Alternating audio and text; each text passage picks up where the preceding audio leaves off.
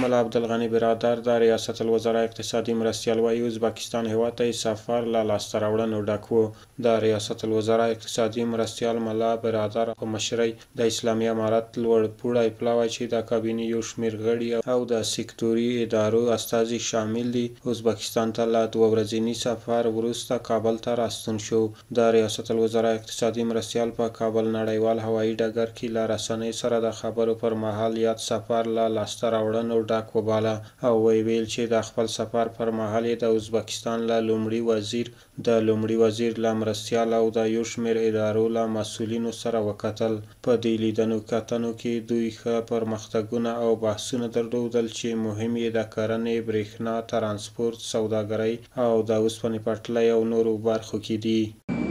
موږ بل سفر چې ازبکستان ته درلودی الحمدلله د دوی د صدر اعظم او معاون د صدر اعظم او د مربوطه وزیرانو سره د تجارت، برېښنا، هوانوردۍ، زراعت، کچهنګ په دې هکله ډېر مجلسونه سره وشول او شاید په دې کې پرمختګ هم وشي ډېر او بل کوم قرارداد چې د برېښنا شرکت سوی و د 1500 کیلو ولټه لین د ازبکستان څخه تر دشتالوانه پورې په دې کې بحث وشو. بعد له بحثه چې دا قرارداد په 252 میلیونه ډالرو سوی و وروسته تر بحث 222 میلیونو ته راټیټ شو.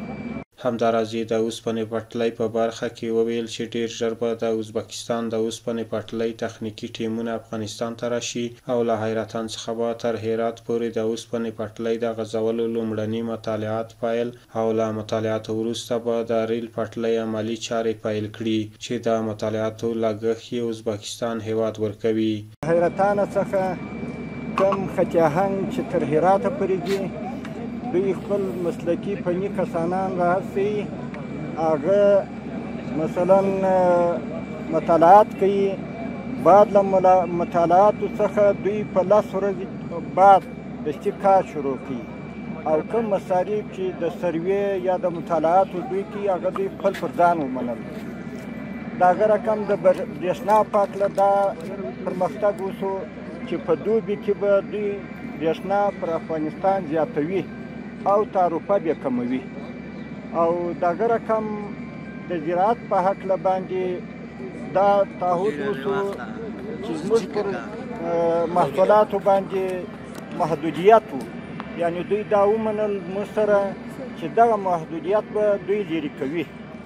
نو الحمدلله په نورو ډېرو موضوعاتو باندې هم بحث وشو او په اکثرو کې توافق ته سره رسېدلي، خو لاسلیک خبره به انشاءالله وروسته ژر تر ژره په بعضو دگو که راچی قرارداد وکړي.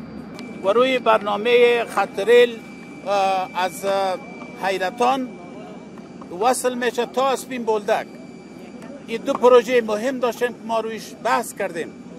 سابق زیادتر روی بعض پروژه دیگه صحبت میشد، ولیکن نظر به خواهش افغانان، تجار افغان، نظر به خواهشی که امارت داشت، این برنامه را زیادتر تمرکز کردن روی وصل خط آهن از منطقه حیرتان تا به اسپین بولدک که دو شامل میشه انشالله با امید خداوند شامل میشه هرات و فراه، نیمروز، هلمند و میره به طرف اسپین بولدک انشالله.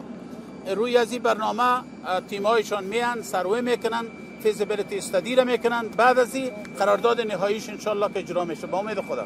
مسئولینو همدارنګه وویل ازبکستان به د افغانستان د کرنیزو محصولاتو د صادراتو په برخه کې شته محدودیتونه لرې کړي. له دې سره به ازبکستان ته د افغانستان د کرنیزو محصولاتو په صادراتو کې زیاتوالی راشي. د ریاست الوزرا اقتصادي مرستیال له ازبکستان څخه د واردېدونکې برېښنا په اړه وویل دوی له ازبکستان سره موافقې ته رسېدلي چې په راتلونکي کال کې به د دغه برېښنا کچه زیاته او تعرفه به یې کمه شي.